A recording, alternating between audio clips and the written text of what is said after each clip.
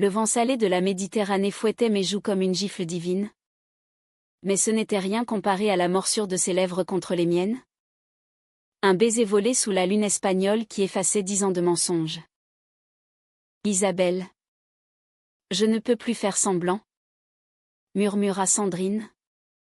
Sa voix brisée par les vagues. Tandis que ses doigts s'enfonçaient dans mes épaules comme des ancres dans le sable mouvant de notre amitié. Et en cet instant, sur cette plage de la Costa Brava où tout avait commencé, je compris que l'amour, ce traître impitoyable, n'avait jamais respecté les frontières que nous avions tracées à la craie. Je m'appelle Isabelle. Et si vous me demandiez de résumer ma vie en une phrase, je dirais que j'ai toujours été une ombre discrète dans les tableaux flamboyants des autres. À 32 ans, je vivais à Barcelone depuis 5 ans, fuyant les rues grises de Paris pour les allées ensoleillées de la Rambla, où l'air embaumait l'oranger et les secrets. J'étais graphiste freelance, spécialisé dans les affiches pour les festivals de flamenco et les expositions d'art contemporain. Un métier qui me permettait de me fondre dans le tissu coloré de cette ville hybride. Mi-catalane, mi-méditerranéenne. Mais sous cette façade bohème, battait un cœur qui avait appris à se taire. J'étais lesbienne. Profondément. Irrémédiablement.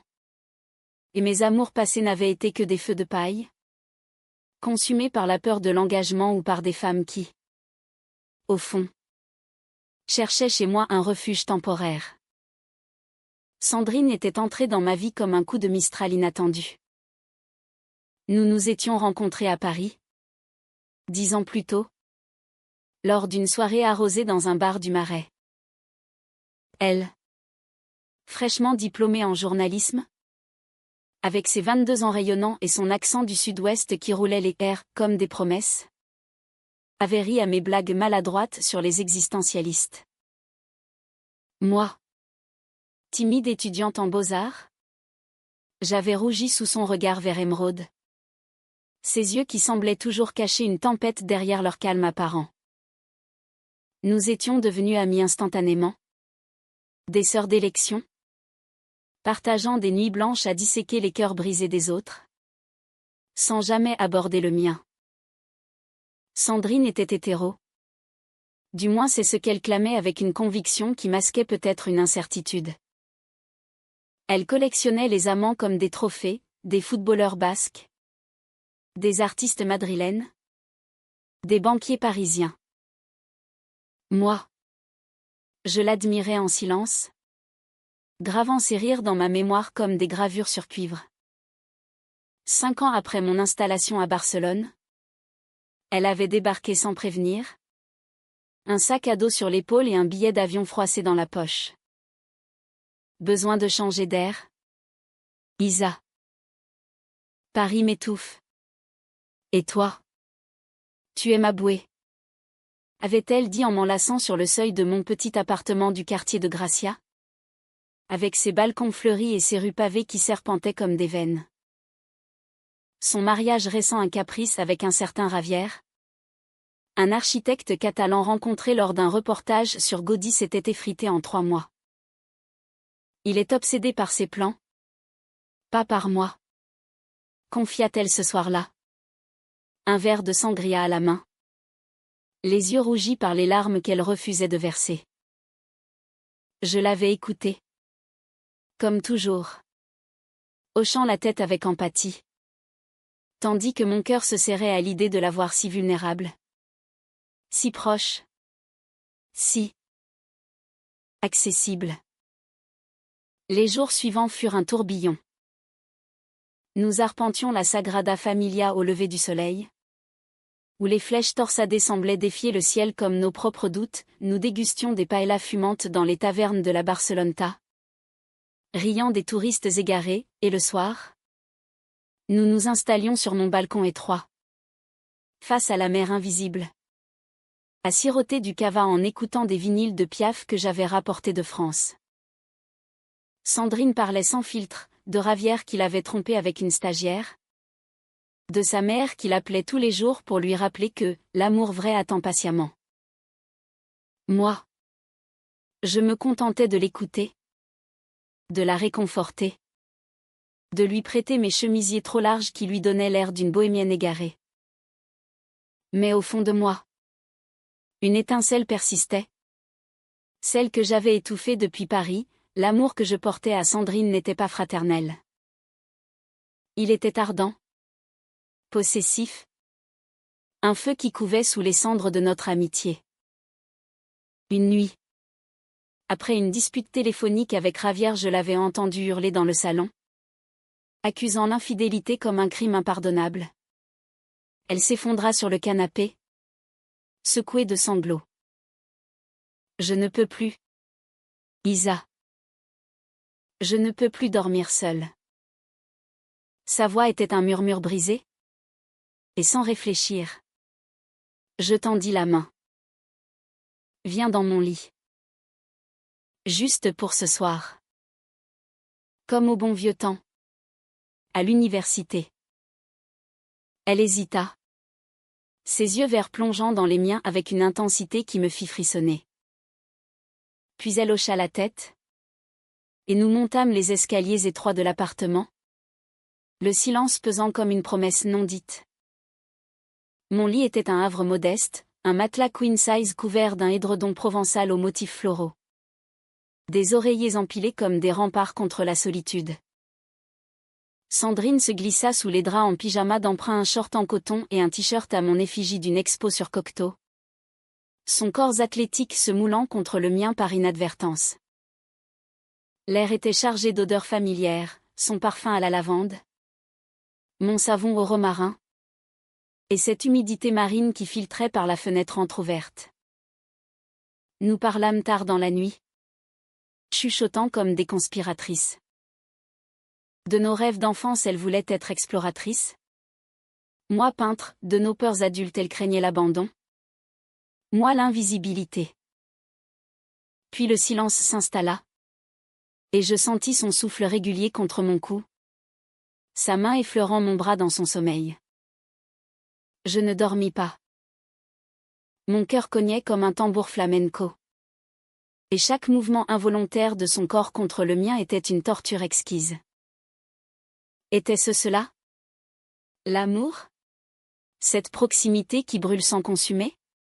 Au petit matin, quand les premiers rayons filtrèrent à travers les volets, Sandrine s'éveilla la première. Elle se tourna vers moi. Ses cheveux en bataille encadrant son visage encore marqué par les larmes de la veille. Merci. Isa. Pour tout. Sa voix était douce. Presque un ronronnement. Et alors?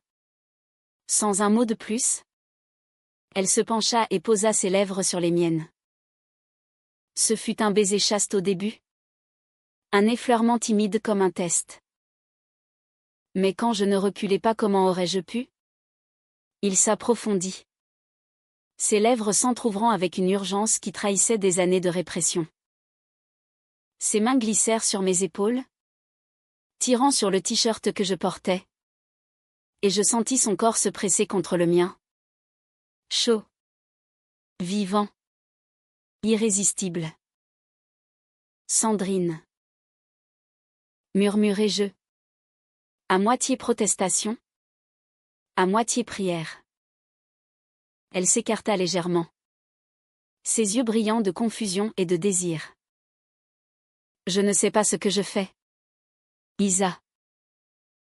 Mais avec toi. Je me sens. Entière. Et nous nous embrassâmes à nouveau. Plus fort. Plus désespéré. Comme si le monde entier se résumait à cette chambre aux murs blanchis à la chaux.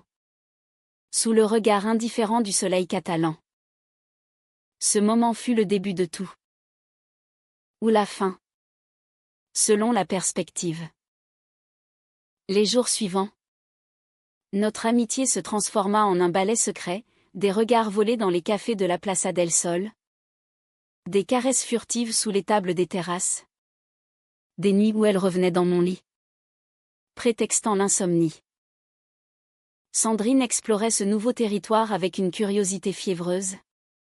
touchant mon corps comme une carte au trésor qu'elle redécouvrait. Je n'ai jamais ressenti ça avec un homme. Avouait-elle un soir? Allongée nue contre moi. Sa tête sur mon ventre. C'est comme si tu connaissais déjà tous mes secrets. Je riais.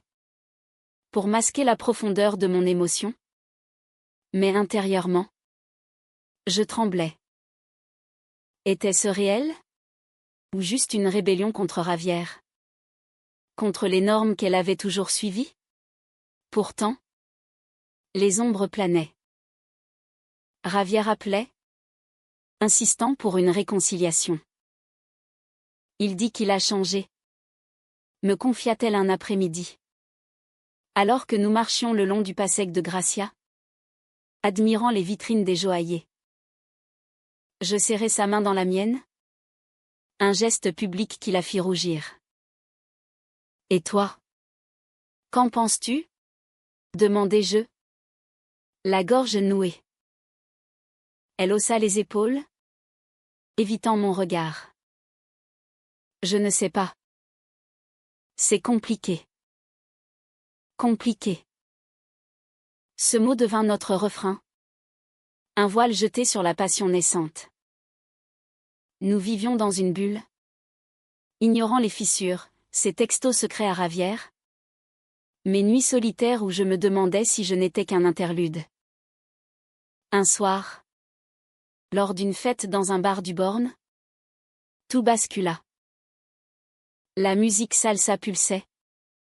Les corps se frôlaient dans une danse effrénée. Sandrine, vêtue d'une robe rouge sang qui soulignait ses courbes, tournoyait avec un groupe d'amis catalans. Je l'observais depuis le bar. Un gin tonic à la main. Le cœur gonflé d'un mélange de fierté et de jalousie. Puis Ravière apparut. Comme surgi d'un cauchemar, grand. Charismatique. Avec son sourire carnassier et ses cheveux gominés. Il l'enlaça par la taille. Et elle ne le repoussa pas immédiatement. Je vis leurs lèvres se murmurer des mots. Ses mains à lui sur ses hanches. Et un poignard invisible me transperça. Je quittai la fête sans un mot. Marchant seul dans les ruelles sombres. Les larmes coulant librement. De retour à l'appartement. Je m'effondrai sur le lit. Notre lit. Inhalant son parfum sur les draps. Quand elle rentra à l'aube. Empestant le vin et les regrets. Je l'attendais. Assise dans la pénombre. Que as-tu fait? Sandrine? Ma voix était un fil tendu. Prête à rompre. Elle s'assit à mes côtés. Tête baissée. Rien. Juste parler. Il veut qu'on essaie encore. Je ris. Un rire amer qui résonna comme un sanglot. Et moi? Suis-je juste un détour? Un caprice lesbien pour pimenter ta crise? Elle leva les yeux. Blessée. Non. Isa. Tu es. Tout. Mais j'ai peur. Peur de ce que ça signifie pour moi. Pour nous. Cette nuit-là. Nous ne nous touchâmes pas. Le silence s'étira comme une crevasse. Et je sentis l'amour. Ce fragile édifice. Commencer à s'effriter. Pourtant. Au matin. Elle me serra dans ses bras. Murmurant des excuses. Et nous reprîmes. Comme si de rien n'était. Mais la graine de la trahison était plantée. Attendant la tempête pour éclore. Les semaines suivantes furent un tourbillon de contradictions. Un pas en avant. Deux en arrière. Dans la danse incertaine de notre liaison naissante. Barcelone. Avec ses mosaïques de Gaudí et ses fontaines murmurantes. Devenait le décor d'un roman que nous écrivions à quatre mains. Mais dont les pages se noircissaient d'hésitation. Sandrine oscillait, le jour. Elle était ma complice. riant aux éclats lors de nos promenades au parc Güell, où les salamandres colorées semblaient nous narguer de leur immortalité, la nuit. Elle se levait contre moi, explorant mon corps avec une tendresse qui me faisait fondre, ses lèvres traçant des cartes invisibles sur ma peau. Tu es si douce, Isa, chuchotait-elle, ses doigts glissant le long de ma colonne vertébrale, allumant des feux que je n'osais pas nommer. Je me perdais en elle, oubliant les avertissements de mon intuition. Ces murmures qui me soufflaient que l'amour hétéroclite comme le nôtre ne pouvait que finir en cendres. Pourtant, les signes étaient là, discrets comme les ombres des cyprès dans les jardins de Montjuic. Elle répondait à ses appels en s'isolant sur le balcon, sa voix baissant en un ton confidentiel qui me nouait l'estomac. Oui. Ravière. Je réfléchis. Non. Ce n'est pas définitif. Je feignais l'indifférence, me plongeant dans mes esquisses pour une expo sur les poètes surréalistes. Mais chaque crayon brisé était un cri étouffé. Un soir, après une séance de cinéma au Verdi, un film de Almodovar. Bien sûr. Avec ses héros déchirés par la passion. Nous nous disputâmes pour la première fois. Dans la file d'attente pour les churros. Elle avait frôlé la main d'un serveur séduisant. Un geste anodin. Mais qui raviva mes insécurités. Tu flirtes encore, lâchez-je. La voix acide. Elle se raidit. Ses yeux verts s'assombrissant comme une mer orageuse. C'est ridicule. Isa. Je suis avec toi. Non. Ou est-ce que tu doutes de tout? La dispute éclata dans un café adjacent, sous les regards curieux des habitués. Je doute parce que tu ne choisis pas, hurlai-je, oubliant la discrétion catalane. Tu me touches comme si j'étais ton secret. Mais tu parles à Ravière comme si j'étais un interlude. Les larmes coulaient maintenant, chaudes et salées comme l'air marin. Sandrine pâlit, sa main tremblante saisissant la mienne. Je t'aime, Isa. Mais c'est nouveau pour moi. Je ne sais pas comment être. Comme toi. Sa vulnérabilité me désarma. Et nous rentrâmes en silence, main dans la main. Le poids de ces mots suspendus entre nous.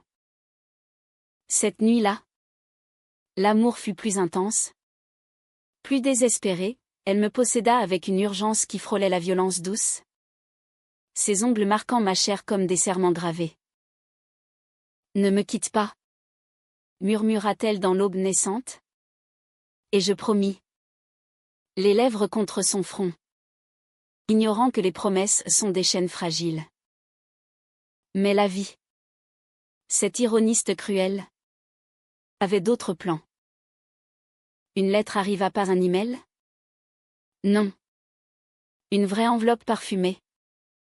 Glissée sous la porte comme un fantôme du passé. Sandrine la lut en cachette. Puis me la tendit. Les mains tremblantes. C'était de sa mère. Une missive larmoyante depuis Toulouse. Ravière avait fait une dépression. Menaçait de se faire du mal si elle ne revenait pas. Il est perdu sans toi, ma chérie. Et toi? Tu mérites la stabilité. Pas ces aventures folles à l'étranger. Sandrine pleura des heures, recroquevillée sur le sol de la cuisine. Et je la berçai comme une enfant, le cœur déchiré. Qu'est-ce que tu vas faire? Demandai-je enfin. La voix rauque. Elle leva les yeux. Hantée. Je dois rentrer. Isa. Juste pour parler. Pour clore ça proprement. Son départ fut un arrachement. À l'aéroport d'El Prat. Sous un ciel plombé par les nuages bas. Nous nous embrassâmes comme si c'était la fin du monde. Ses larmes se mêlant aux miennes sur nos joues. 2 semaines maximum. Je reviens. Je te le jure. Elle s'embarqua. Et je rentrai seule. L'appartement résonnant de son absence comme une coquille vide. Les jours s'étirèrent en un vide abyssal, je travaillais tard. Évitant les amis qui posaient des questions indiscrètes, je marchais seule sur la plage de la Barceloneta, ramassant des coquillages comme des fragments de son âme. Puis les messages se raréfièrent, d'abord quotidiens, plein de « je t'aime » et de photos volées, puis sporadiques. Excuses invoquant le jet-lag ou les obligations familiales.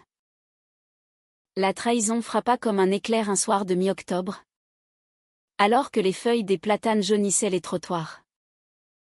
Un appel de son frère. Un type bourru du sud-ouest que je n'avais vu qu'une fois. Isabelle ? Sandrine est avec Ravière. Ils se remettent ensemble. Elle m'a demandé de t'appeler. Pour s'excuser. Le monde s'effondra. Je raccrochai. Le téléphone glissant de ma main. Et m'effondrai sur le lit. Notre lit. Où son parfum persistait encore comme un mensonge. Elle avait choisi la sécurité. Le connu. L'hétéronormativité qui l'avait bercé depuis l'enfance. Moi. J'étais l'expérience. Le détour exotique dans une vie bien rangée. La douleur fut viscérale. Un feu qui consuma tout, je cassai un vase hérité de ma grand-mère. Hurlai dans les oreillers jusqu'à en perdre la voix. Errai dans les rues de Barcelone comme un fantôme. Ignorant les regards compatissants des passants. Amie? Amante? J'avais été les deux. Et maintenant? Rien. Je l'appelais. Des dizaines de fois. Tombant sur sa messagerie où sa voix joyeuse me poignardait. Pourquoi? Sandrine? Pourquoi m'as-tu laissé croire? Pas de réponse. Seulement le silence. Ce traître muet. Pourtant, au milieu de ce chaos, une lueur persista, l'humanité de notre lien. Cette amitié qui avait survécu à la passion. Je me rappelais nos rires à Paris, nos confidences sous les étoiles, et compris que l'amour, même brisé, laisse des traces nobles. Mais pour l'instant, la colère primait. Je décidai de partir à sa rencontre, de confronter ce fantôme en chair et en os. Un billet pour Toulouse, réservé dans la foulée, et je m'envolai, le cœur armé d'un bouclier de mots non dits. L'arrivée en France fut un choc culturel inversé, l'air frais du midi. Les vignes automnales rougissant comme des joues fiévreuses. Je louai une voiture et roulai jusqu'à la maison familiale de Sandrine. Une bastide rose nichée dans les collines près de la Garonne. Elle m'ouvrit la porte. Pâle. Les yeux cernés. Vêtue d'un pull trop grand qui masquait ses formes. Ravière n'était pas là, il était à un chantier à Bordeaux. Et nous nous assîmes dans le salon aux meubles anciens. Face à face comme des étrangères. Tu aurais dû me le dire en face. Lâché je. La voix tremblante. Elle baissa les yeux. Des larmes perlant. J'ai eu peur. Isa. Peur de tout perdre, toi. Lui.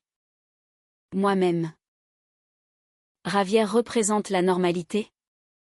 Ce que ma famille attend. Toi. Toi est le chaos. Le beau chaos qui m'a réveillé. Les mots jaillirent alors. Un torrent de reproches et d'aveux. Elle avoua les nuits blanches. Les doutes qui la rongeaient. La pression de sa mère qui la voyait déjà grand-mère. Je t'aime encore. Mais pas comme ça. Pas assez pour tout risquer. Je pleurais avec elle. Nos mains se frôlant une dernière fois. Et dans ce geste, il y avait une tendresse résiduelle. Un pardon naissant. Je partis au crépuscule. Le cœur en lambeaux. Mais avec une clarté nouvelle, l'amour n'est pas possession, mais libération.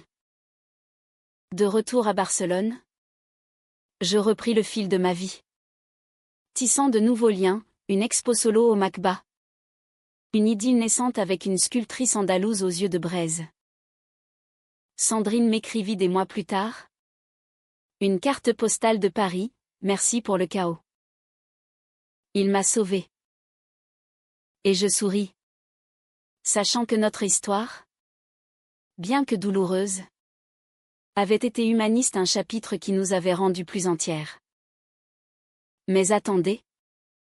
Je vous ai menti. Ou plutôt, j'ai omis la partie la plus sombre. Celle où la trahison se mue en tempête, emportant tout sur son passage. Après mon retour de Toulouse, je crus avoir tourné la page. Mais Sandrine, ce fantôme tenace, revint hanter mes nuits.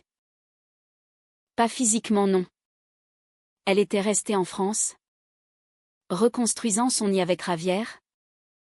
Mais par bribes, un email anodin pour mon anniversaire. Une photo sur Instagram où elle rayonnait à un dîner familial. Sa main dans celle de lui.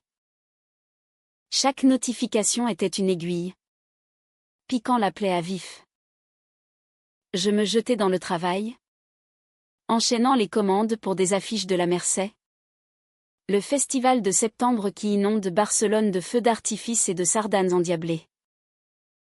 Pourtant, la nuit, seul dans mon lit qui gardait encore l'empreinte de son corps, je revivais nos étreintes, la courbe de sa hanche sous mes doigts, le goût salé de sa peau après nos promenades sur la plage. L'hiver arriva tôt cette année-là. Un mistral catalan qui balayait les ramblas de feuilles mortes et de regrets. C'est alors que le vrai conflit éclata. Non pas en mots, mais en actes. Une amie commune, une Parisienne expatriée nommée Claire, m'invita à une soirée dans un loft du Poblenou, un quartier en pleine effervescence artistique. Viens, Isa. Il y a du beau monde. Et du bon vin Rioja. J'y allais pour me distraire, vêtue d'une robe noire ajustée qui masquait mes kilos de stress accumulés. La fête battait son plein, musique électro-flamenco. Rire cascadant comme du champagne. Corps se frôlant dans une danse libérée. Et là, au milieu de la foule, je la vis, Sandrine. Avec Ravière. Ils étaient arrivés en avion pour un week-end surprise. M'apprit Claire plus tard, ignorant ma présence. Mon sang se glaça. Elle, radieuse dans une jupe plissée et un pull cachemire, riait à une blague de lui. Sa main sur son bras comme un sceau d'approbation. Ravière, inconscient du drame, la serrait par la taille. Je me tapis dans un coin, un verre de Tempranillo à la main, observant comme une voyeuse. Puis nos regards se croisèrent. Le sien s'écarquilla. Un mélange de joie coupable et de panique. Elle s'excusa auprès de lui et traversa la pièce. Son parfum de lavande me précédant comme un avertissement. Isa. Qu'est-ce que tu fais ici? Sa voix était un souffle. Presque inaudible sous la musique. Je ris. Un rire forcé qui sonna faux. C'est ma ville. Sandrine. Et la tienne? Apparemment. Quand ça t'arrange. Les mots fusèrent. Bas mais acérés comme des lames. Tu es revenu avec lui. Après tout. Après nous. Elle pâlit. Jetant un œil vers Ravière qui discutait avec un groupe d'artistes. Ce n'est pas ce que tu crois. On essaie. Pour la famille. Pour le futur. Je sentis la bile monter. Et moi? Étais-je juste un essai? Un flirt lesbien pour tester les os? Ses yeux s'embuèrent. Et elle tendit la main pour toucher mon bras. Mais je reculai. Non. Isa. Tu étais réelle. Trop réelle. C'est pour ça que j'ai fui. La vérité me frappa comme un mur, elle m'avait aimé. Oui. Mais pas assez pour affronter le monde. Pas assez pour être elle-même. Ravière s'approcha alors. Sentant la tension. Tout va bien. Chérie? Demanda-t-il. Son accent madrilène roulant comme un roulement de tambour. Sandrine hocha la tête. Forcé. Et je m'éclipsai. Le cœur battant la chamade. Dehors. La pluie fine de novembre m'accueillit. Transformant les pavés en miroirs brisés. Je marchai des heures. Trempé jusqu'aux os. Jusqu'à la plage nocturne où nous avions partagé nos premiers baisers secrets. Là. Sous les réverbères vacillants. Je hurlai dans le vent. Libérant la rage qui m'étouffait. La trahison n'était pas seulement son choix, c'était l'effacement de ce que nous avions été. Un amour nié pour plaire aux autres. Le lendemain. Un message, pardonne-moi. Viens me voir avant qu'on parte. Hôtel Majestic. Rambla. Chambre 407. Contre toute raison. J'y allais. L'hôtel était un reliquat du grand siècle. Avec ses lustres en cristal et ses tapis persans étouffant les pas. Elle m'ouvrit la porte en peignoir. Les cheveux humides d'une douche récente. Ravière était sortie pour une réunion. Je ne pouvais pas partir sans te voir, dit-elle, m'attirant à l'intérieur. L'air était chargé d'électricité. De non-dits. Nous parlâmes d'abord. Assise sur le lit king size. Les mots coulant comme un vin aigre, ses doutes sur Ravière. Sa peur de l'étiquette, lesbienne, qui la terrifiait plus que tout. Mes blessures qui saignaient encore. Je t'ai trahi parce que je me trahis moi-même. Avoua-t-elle. La voix brisée. Puis. Inévitablement. Le désir ressurgit. Ses lèvres trouvèrent les miennes. Un baiser salé de larmes et de regrets. Et nous tombons sur le lit. Nos corps se reconnaissant comme des amants perdus. Ce fut une étreinte fiévreuse. Presque punitive, mes mains sur ses seins. Ses ongles dans mon dos. Un mélange de tendresse et de vengeance. Aime-moi comme avant. Supplia-t-elle. Et je le fis. La possédant avec une intensité qui nous laissa épuisés. Enlacés dans les draps froissés. Mais au milieu de l'extase, la réalité frappa, son alliance scintillait sur la table de nuit. Un rappel cruel. Quand Ravière revint plus tôt que prévu. Nous étions rhabillés. Feignant une conversation anodine. Il entra. Souriant. Il l'embrassa sur la tempe. Prête pour le dîner? À mort? Elle hocha la tête. Évitant mon regard. Je partis la première. Le cœur en miettes. Mais avec une révélation, cet amour était toxique. Un cycle de passion et de douleur qui nous détruisait toutes les deux.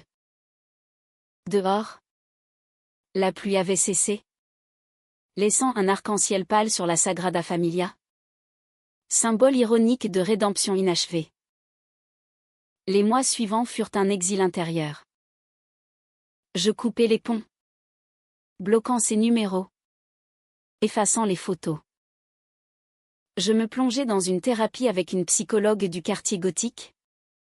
Une femme sage aux cheveux gris qui m'apprit que l'amour humain est imparfait. Tissé de fils cassés. Lentement. Je guéris, Une nouvelle commande pour un film lesbien expérimental. Des soirées avec des amis queer qui me rappelèrent ma valeur. Sandrine, de son côté, posta des images idylliques mariage reporté. Lune de miel en Andalousie. Mais je sentis, à travers les lignes, son malaise persistant. Le chaos trao survint un an plus tard, lors d'une expo à Madrid. J'y présentais une série de toiles inspirées de notre histoire, des silhouettes entrelacées sur des fonds de mosaïque brisées. Intitulée « Ombre méditerranéenne ». La galerie était bondée. Critiques et collectionneurs sirotant du chéri. Et elle était là. Seule. Au milieu de la foule. Pas de ravière. J'ai divorcé, dit-elle simplement. Ses yeux verts plus calmes. Plus profonds. Il y a 6 mois.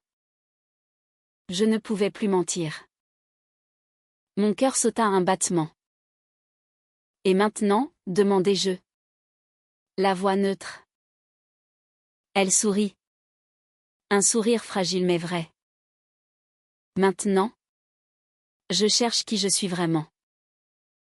Et je commence par toi. Si tu veux bien. Nous parlâmes toute la nuit. Dans un bar du Malazana. Buvant du vermouth jusqu'à l'aube. Pas de promesses hâtives. Juste une reconnexion humaine, rire sur nos folies passées. Larmes sur les blessures infligées. Elle avoua sa thérapie. Ses lectures sur l'identité fluide. Son coming out timide auprès de sa mère qui, miracle, l'avait serré dans ses bras. J'étais hétéro par défaut. Isa. Avec toi. J'ai découvert le reste. Je l'écoutais. Prudente. Mais le feu renaissait. Plus doux. Plus mature. Pourtant, le conflit n'était pas résolu. Ravière avait menacé de suicide à nouveau, forçant une médiation familiale qui l'avait épuisé. Il me hante encore, confia-t-elle. Et moi? Avec mes cicatrices? Je doutais, pouvions-nous reconstruire sur des ruines? Nous décidâmes d'essayer. Lentement, des week-ends volés à Séville. Des lettres manuscrites comme au XIXe siècle. Des silences respectés. L'amour devint humaniste. Non plus possessif. Mais compatissant, un dialogue entre deux âmes blessées cherchant la lumière. Le printemps revint sur l'Espagne comme une rédemption. Les amandiers en fleurs blanchissant les collines de la Costa Brava. Et avec lui, notre histoire trouva son rythme. Un tango lent et profond. Imprégné de la sensualité française que nous portions en nous malgré l'exil ibérique. Sandrine s'installa à Barcelone pour de bon. Louant un atelier près du mien dans le quartier de l'Eixample, où les avenues rectilignes de Cerda contrastaient avec les courbes folles de nos désirs. Plus de mensonges, plus de fuites, nous apprîmes à nous dire la vérité. Nu et cru. Comme un vin rouge de priorat qui laisse un arrière-goût âpre mais enivrant. Les matins, elle m'apportait du café de la torréfacterie du coin. Et nous esquissions ensemble. Ces croquis journalistiques se mêlant à mes aquarelles abstraites. Tu es ma muse, Isa, murmurait-elle, son pinceau effleurant ma cuisse. Et je rougissais. Encore, après toutes ces années. Mais le passé, ce chien fidèle, nous rattrapait par intermittence. Ravière réapparut sous forme de lettres acerbes, accusant Sandrine de l'avoir perverti, notre amitié, un mot qui nous fit rire aux éclats. Puis pleurer de rage. Il ne comprend pas, dit-elle un soir, alors que nous dînions sur le balcon, face aux lumières de la ville qui scintillaient comme des promesses tenues. Pour lui, l'amour est une ligne droite, pas un arc-en-ciel. Je serrai sa main. Sentant la force nouvelle en elle, cette femme athlétique aux cheveux courts, aux taches de rousseur qui dansaient sous le soleil, n'était plus la fugitive d'autrefois. Elle s'était affirmée. Dans les cercles queer de la ville, participant à des ateliers d'écriture sur l'identité, publiant des articles anonymes dans des revues catalanes sur la fluidité sexuelle. Moi, je l'admirais. Cette transformation, comme un papillon émergeant d'un cocon tissé de douleur. Le vrai test vint lors d'une visite familiale à Toulouse.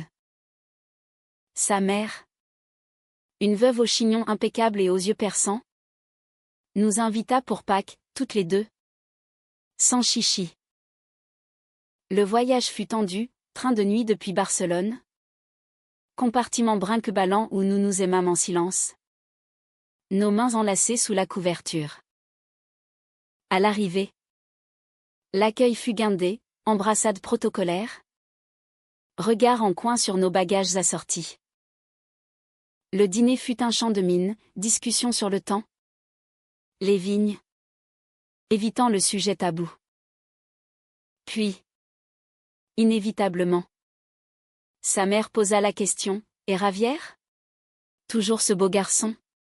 Sandrine inspira profondément, sa main serrant la mienne sous la table. « Non. Maman. C'est fini. J'aime Isabelle. Depuis longtemps. » Le silence tomba comme une guillotine. Puis les larmes coulèrent pas de colère, mais de libération. « Ma fille. Tant que tu es heureuse, » murmura la vieille dame. Et nous pleurâmes toutes les trois. Un trio improbable uni par l'humanité brute de l'acceptation. Ce moment fut le pivot. Le chaos émotionnel qui scella notre union. De retour en Espagne, nous célébrâmes par un voyage sur la Costa Brava. Louant une masía isolée près de Tossa de Mar, avec vue sur la mer Tyrrhénienne. Là, sous un ciel étoilé, nous nous assîmes sur la plage, pieds nus dans le sable froid, et parlâmes de l'avenir, pas de mariage clinquant, mais un engagement discret, une bague en argent gravée de nos initiales entrelacées. L'amour, enfin, se fit romantique sans excès, humain dans sa simplicité des matins paresseux à lire Baudelaire à voix haute, des soirées à danser la sardane avec des locaux, riant de nos pas maladroits. Pourtant, la cas ne s'achevait pas sans une dernière ombre. Ravière, apprenant notre stabilité, tenta une ultime manœuvre, un appel nocturne à Sandrine, larmoyant, implorant une dernière chance. Elle me le raconta le lendemain, transparente comme du cristal. Je lui ai dit non. Définitivement. Et pour la première fois, je crus en nous, en cette résilience forgée au feu des trahisons. Le conflit s'était mué en croissance, elle avait trahi. Oui. Mais en trahissant ses propres chaînes, j'avais souffert. Mais en apprenant à me valoriser au-delà d'un amour unique. L'été s'annonçait radieux. Avec une expo commune à la Fondation Joan Mir et textes narratifs juxtaposés à mes toiles. Un dialogue visuel et littéraire sur l'amour queer. Nous marchions main dans la main sur la Rambla. Ignorant les murmures sporadiques. Fiers de notre authenticité. Et un soir, sur cette même plage où tout avait commencé, sous la lune qui baignait les vagues d'argent, Sandrine s'agenouilla non pour une demande formale, mais pour un vœu, je te choisis. Isabelle. Dans le chaos et la paix. Pour toujours. Je l'embrassai. Le sel de la mer sur nos lèvres. Et en cet instant, je sus que notre histoire, dramatique et émouvante, s'achevait en humanité pure, deux femmes, libérées, aimantes, entières. Car l'amour, au fond, n'est pas une possession, mais un don mutuel, un feu français qui réchauffe les rivages espagnols. Éternel dans sa fragilité.